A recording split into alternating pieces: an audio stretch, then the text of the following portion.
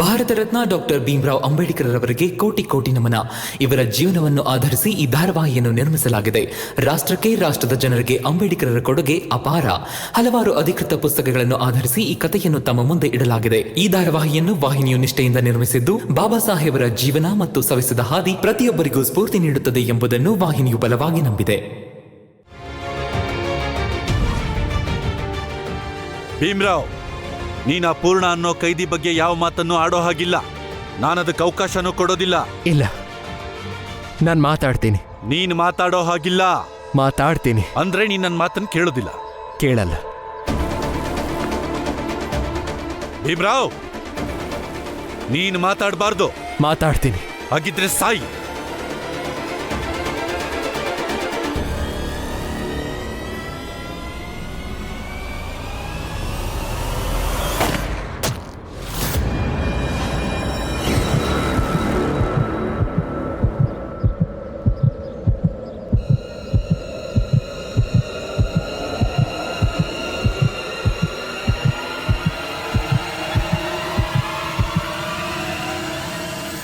ಭೀಮಾ!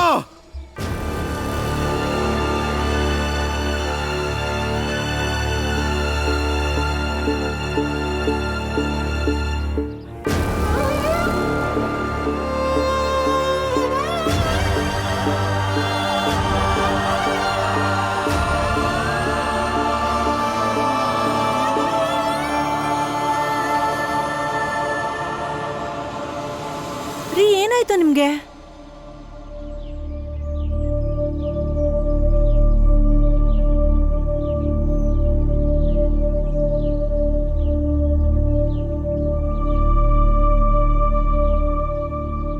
ಅರೆ ಏನಾಯ್ತು ರಾಮ್ಜಿ? ಭೀಮಂಗೇನಾದ್ರೂ ಹೆಚ್ಚು ಕಮ್ಮಿ ಆಗ್ಬೋದು ಅನ್ನಿಸ್ತಾ?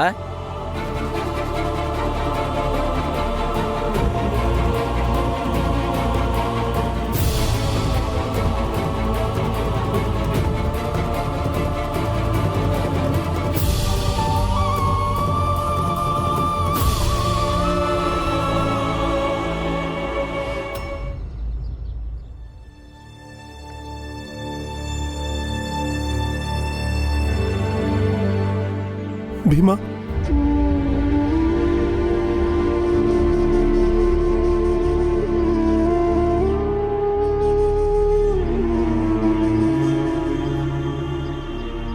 ಏನಾಯ್ತಪ್ಪ? ಯಾಕೇನಾಯ್ತು? ಎಲ್ರೂ ಗಾಬರಿ ಆಗಿದ್ದೀರಾ?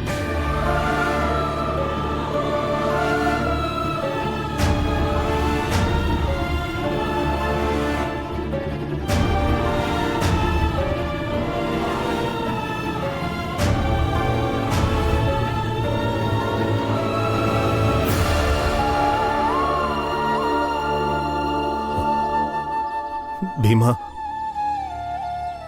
ಒಟ್ಟಾರದವರೆಲ್ಲ ಸೇರಿ ಒಂದು ನಿರ್ಧಾರಕ್ಕೆ ಬಂದಿದ್ದಾರೆ. ನೀನು ಪೂರ್ಣನ ಬಗ್ಗೆ ಮಾತಾಡೋದಾಗ್ಲಿ, ಅವನ ಪರವಾಗಿ ಹೋರಾಟ ಮಾಡೋದಾಗ್ಲಿ ಮಾಡಬಾರ್ದಂತೆ.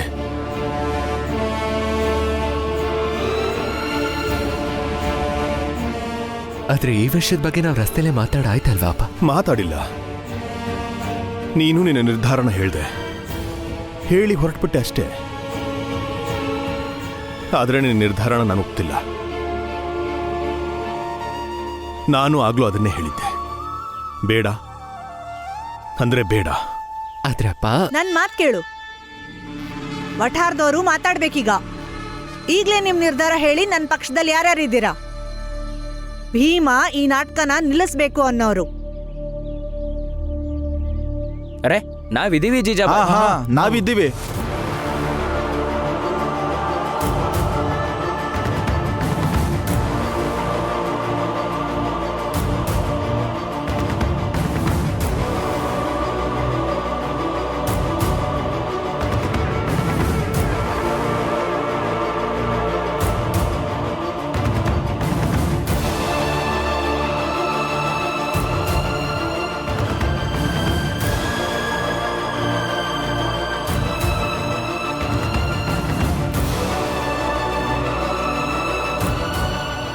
ನೀವುನಾ?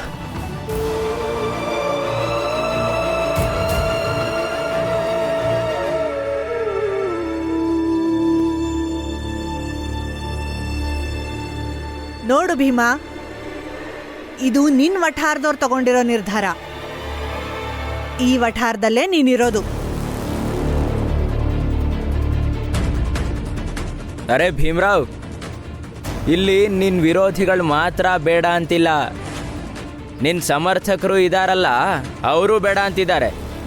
ಈ ನಿರ್ಧಾರದಲ್ಲಿ ನಿಮ್ಮಪ್ಪ ರಾಮ್ಜಿನೂ ಸೇರಿದ್ದಾರೆ.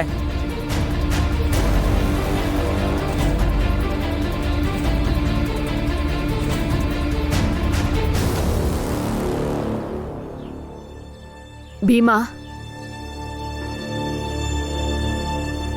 ಕಂದ, ಇದೊಂದ್ಸಲ ಹೋಗ್ಲಿ ಬಿಡು, ಹಠ ಮಾಡ್ಬೇಡ, ಬಿಟ್ಬಿಡು. ನಿಂತ್ಕೋ ಭೀಮಾ, ಇವತ್ ನಾನು ನೋಡ್ತೀನಿ ನಿನಗ್ ನಿನ್ ಹಠ ಮುಖ್ಯನಾ ಇಲ್ಲ ನಿನ್ ವಠಾರದವ್ರ ಹಿತ ಮುಖ್ಯನಾ ಅಂತ.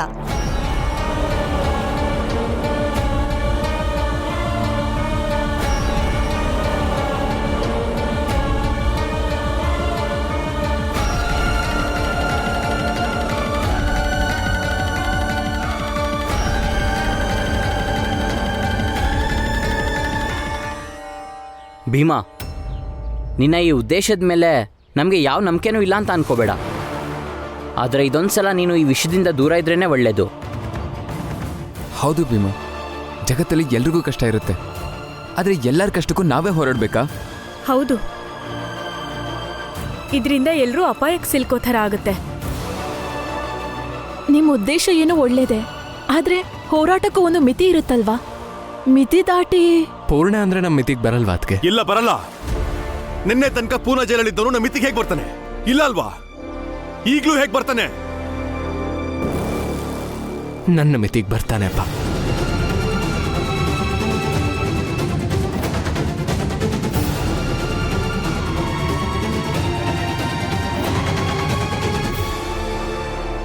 ನಮ್ಮ ಮಿತಿಗೆ ಪೂರ್ಣ ಬರಲ್ಲ.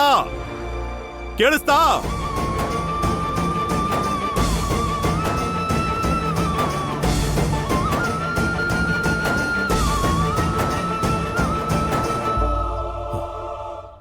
ರಮಾ, ನಿನಗೆ ಕೇಳಿಸ್ತಾ?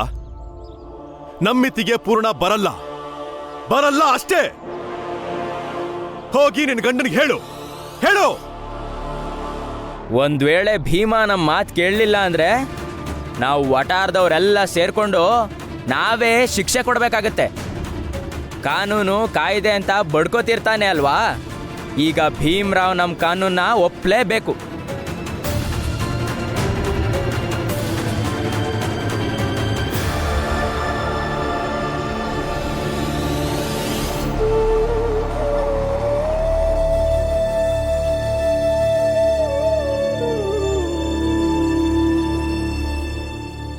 ಹೊರಗೆ ಏನ್ ಮಾತಾಡಿದ್ರೋ ಅದನ್ನ ಮನ್ಸಿಗೆ ತಗೋಬೇಡಿ. ನಿನಗೇನು ಅನ್ಸುತ್ತೆ ರಮ್ಮ? ನಾನು ಯಾವತ್ತಾದ್ರೂ ನಿಮ್ ವಿರುದ್ಧ ಮಾತಾಡಿದ್ದೀನ? ನನ್ನ ಪ್ರಶ್ನೆಗೆ ನೇರವಾಗಿ ಉತ್ತರ ಕೊಡು ರಮ್ಮ. ನಿನಗೇನು ಅನ್ಸುತ್ತೆ ಅದನ್ನ ಹೇಳು. ನೀನು ವಠಾರದವ್ರು ಹೇಳಿದ್ದನ್ನು ಒಪ್ಕೋತೀಯ ಅಥವಾ ನಾನು ಹೇಳಿದ್ದನ್ನು ಒಪ್ಕೋತೀಯ? ನೋಡಿ ರಮಾ, ಉತ್ತರ ಕೊಡೋಕ್ಕೂ ಮುಂಚೆ ಇದನ್ನು ಯಾವಾಗಲೂ ಮನಸ್ಸಲ್ಲಿಟ್ಕೋ. ನಿನ್ನ ಒಂದು ಈ ತೀರ್ಮಾನ ಭೀಮನ ದೇಹಕ್ಕೆ ಬ್ರಿಟಿಷರ ಗುಂಡು ಹೊಕ್ಕೋ ಥರ ಮಾಡಬಹುದು. ಅಂತ ಪರಿಸ್ಥಿತಿನ ನಾನು ಬರೋದಕ್ಕೆ ಬಿಡಲ್ಲ. ಮುಂದಿಂದು ನಿಮಗೆ ಬಿಟ್ಟಿದ್ದು.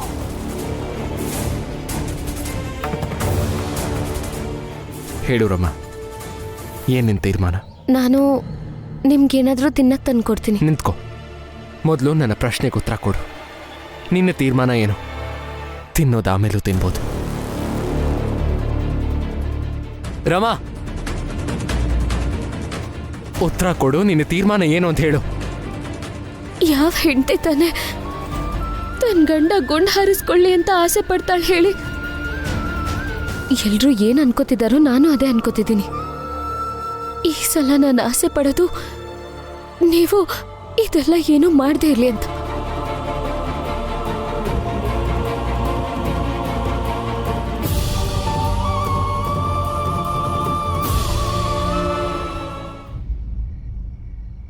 ನಿಜವಾಗ್ಲೂ ಹೇಳ್ತೀನಪ್ಪ, ತುಂಬಾ ಒಳ್ಳೆ ಸುದ್ದಿ ಕೇಳ್ತಿರೋದು ನಾನು. ಇದೇ ಮೊದಲನೇ ಸಲ ಇಡೀ ವಟಾರದವರೇ ಭೀಮನ್ ವಿರುದ್ಧ ನಿಂತಿದ್ದಾರೆ. ಅವ್ನ ಹೆಂಡತಿ ರಮಾನು ಈ ಸಲ ಉಲ್ಟಾ ನಿಂತಿದ್ದಾಳೆ. ರಮಾನು ಭೀಮನ್ ವಿರೋಧ ಮಾಡ್ತಿದ್ದಾಳೆ ಅನ್ನೋದನ್ನ ನಾನು ಊಹೆ ಕೂಡ ಮಾಡಕ್ಕಾಗ್ತಿಲ್ಲ. ಅದ್ಭುತ, ಅತ್ಯದ್ಭುತ. ರಮಾ ಭೀಮ್ರಾವ್ನ ವಿರೋಧಿಸ್ತಿದ್ದಾಳ. ಚೆನ್ನಾಗಿದೆ, ಚೆನ್ನಾಗಿದೆ ಕೇಳೋಕೆ. ಭೀಮ್ರಾವ್, ಈ ಸಲ ನಿನ್ನ ಹೋರಾಟ ಮಣ್ಣು ಮುಖ್ಯ ಮುಕ್ಕುತ್ತೆ.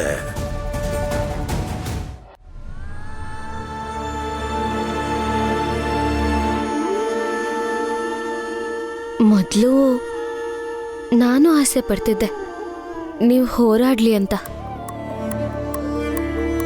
ಆದ್ರೆ ಯಾವಾಗ ಮಾವನೇ ಹೆದರ್ಕೊಂಡ್ರೋ ನನಗೂ ಹೆದರಿಕೆ ಶುರು ಆಯ್ತು. ನೀವೀ ಹೋರಾಟ ಮಾಡೋದು ಬೇಡ ಅನ್ನಿಸ್ತು.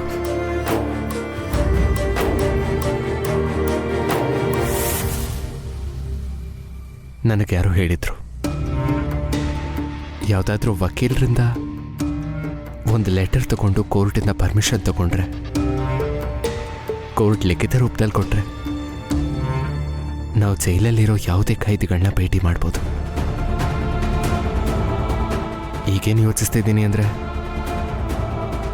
ಪೂರ್ಣ ಅವ್ರನ್ನ ಭೇಟಿ ಮಾಡೋದಕ್ಕೆ ಇದೊಂದೇ ದಾರಿ ಅನ್ಸುತ್ತೆ.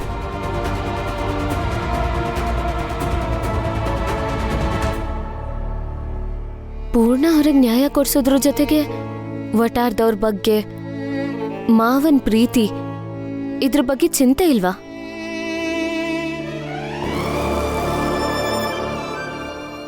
ಇದೆ. ಎಲ್ಲರ ಪ್ರೀತಿ ಕಾಳಜಿ ನನಗೆ ಅಮೂಲ್ಯವಾದದ್ದು. ಆದರೆ ನಮ್ಮ ಜಾತಿಯ ಒಬ್ಬ ವ್ಯಕ್ತಿ, ನನ್ನ ದೃಷ್ಟಿಯಲ್ಲಿ ಅಪರಾಧಿ ಅಲ್ಲದೆ ಇರೋನು, ಜೈಲಲ್ಲಿ ಶಿಕ್ಷೆ ಅನುಭವಿಸ್ಕೊಂಡಿರುವಾಗ ಯಾರಾದರೂ ನನ್ನ ಸಹಾಯಕ್ಕೆ ಬರ್ತಾನೆ ಅನ್ನೋ ನಂಬಿಕೆನಲ್ಲಿ ಕೂತಿರುವಾಗ ಆ ನಂಬಿಕೆ ಮುರಿಯೋದಕ್ಕೆ ಹೇಗೆ ಬಿಡ್ಲಿ ರಮ್ಮ?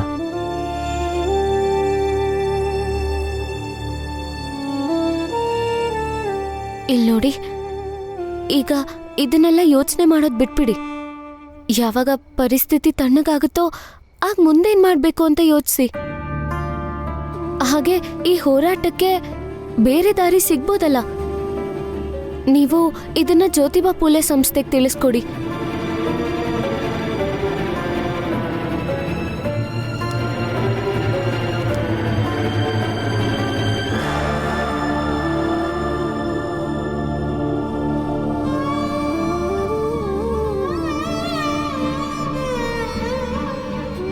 ನಾನು ಮಾಧ್ಯಮವಾಗಿ ಈ ಹೋರಾಟ ಮಾಡ್ತಾ ಇಲ್ಲ ರಮ್ಮ.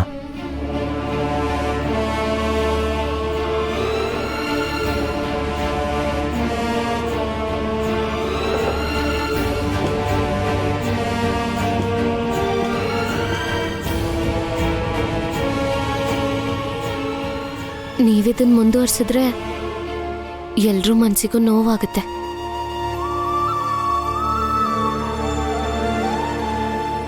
ನಾನು ಮರ್ಕೋತೀನಿ.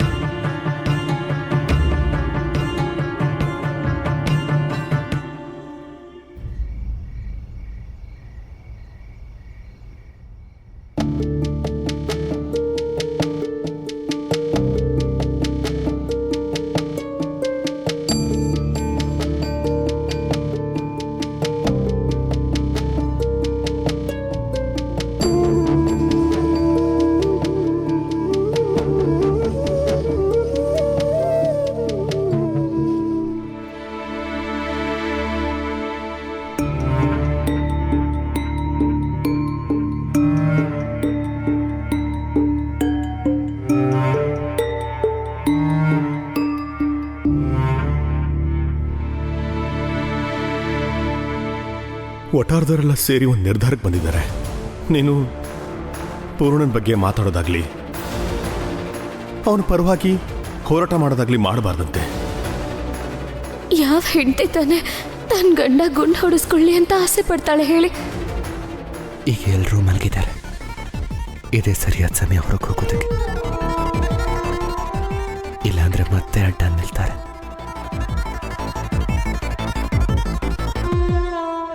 ಕ್ಷಮಿಸ್ಬೇಡು ರಮ. ನಾನು ಹೋಗಲೇಬೇಕು. ನ್ಯಾಯದ ಮುಂದೆ ನನ್ನ ಯಾವ ಭಾವನೆಗಳನ್ನು ಬರೋದಕ್ಕೆ ಬಿಡಲ್ಲ.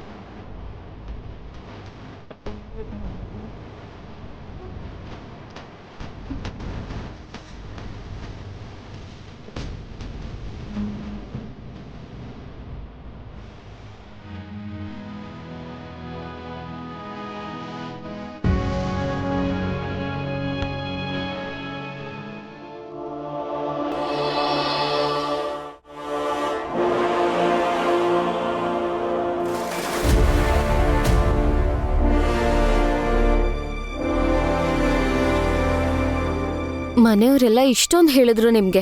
ನಾನು ಹೇಳ್ದೆ ಒಟ್ಟಾರ್ದವ್ರ ಮಾತನ್ನಂತೂ ಬಿಟ್ಬಿಡಿ ಹೋಗ್ಲಿ. ಆದ್ರೆ ನೀವು ನಮ್ಮ ಮಾತಿಗೂ ಗೌರವ ಕೊಡಲ್ವಾ?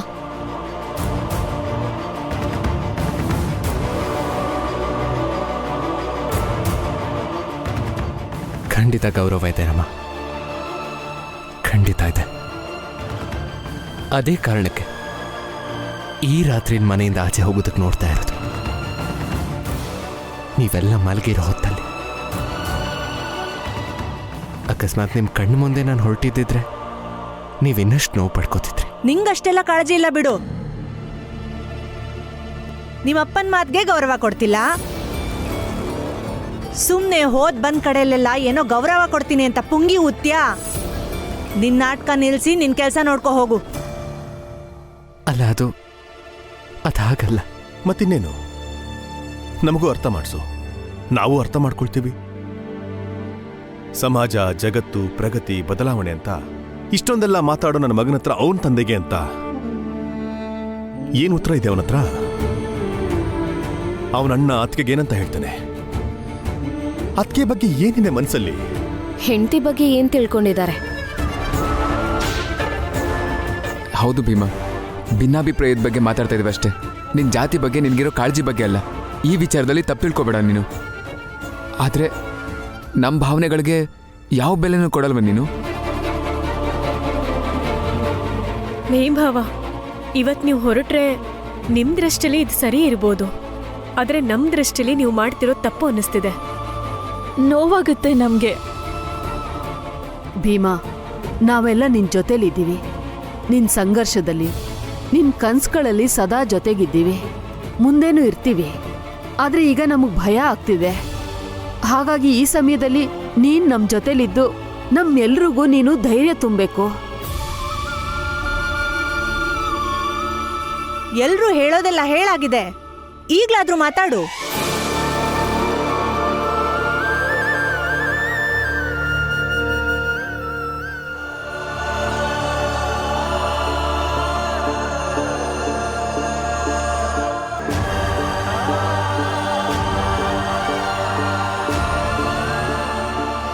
ನೀವೇನೂ ಮಾತಾಡಲ್ಲ ಅಲ್ವಾ ಈಗ?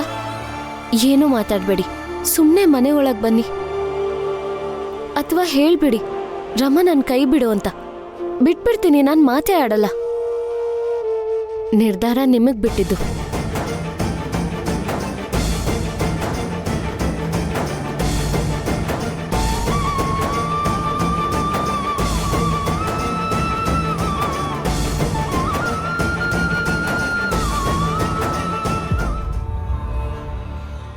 ಕೈ ಬಿಡು ರೋಮ.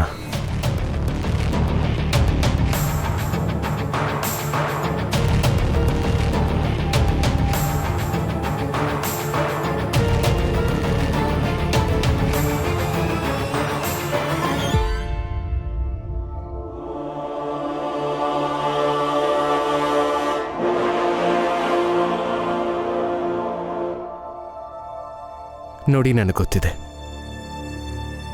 ಮುಂದೆ ಬರುವಂಥ ಅಪಾಯಕ್ಕೆ ಹೆದರಿ ನನ್ನನ್ನು ಈಗ ತಡಿತಾ ಇದ್ದೀರಾ ನೀವೆಲ್ಲ. ಆದರೆ ನಾನು ಪೂರ್ಣ ಅವ್ರನ್ನ ಈ ಕಷ್ಟದಿಂದ ಹೊರಗೆ ಕರ್ಕೊಂಡು ಬರಬೇಕು ಅಂತ ಇದ್ದೀನಿ. ಅವರನ್ನ ಬಂಧ ಮುಕ್ತನನ್ನಾಗಿ ಮಾಡಬೇಕು ಅಂತಿದ್ದೀನಿ.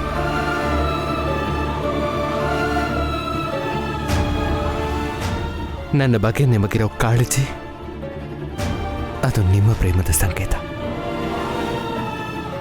ನನಗೆ ಪೂರ್ಣ ಅವ್ರ ಬಗ್ಗೆ ಇರುವಂಥ ಕಾಳಜಿ ನನ್ನ ಕರ್ತವ್ಯದ ಸಂಕೇತ.